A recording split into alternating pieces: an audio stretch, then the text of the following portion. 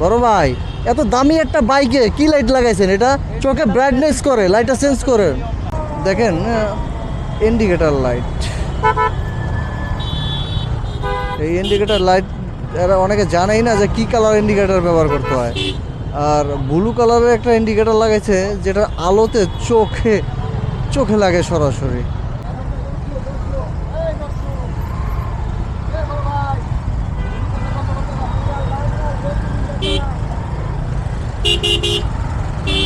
এরা লাইট সম্বন্ধে কিছু বোঝে? জিগান্ত। ফ্যাশন লাইট আলাদা, ইন্ডিকেটর লাইট আলাদা, ব্যাক লাইট আলাদা, সব কিছুরই একটা নির্ধারিত কালার রয়েছে। Wow, Lamborghini.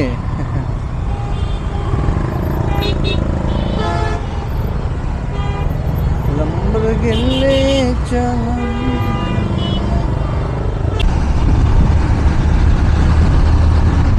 এই যে লাইট, কি একটা লাইট! এমটি গাড়ি, এত দামি গাড়িতে এ ধরনের ফাতরা লাইট, এটা কখনো আশা করি নাই। বড় ভাই, এত দামি একটা বাইকে কি লাইট লাগাইছেন? এটা চোখে ব্রাইটনেস করে, লাইটটা চেঞ্জ করেন। এ তো মামলা খাবেন আপনি। এই লাইট লাগাই না, লাইট খুলেন।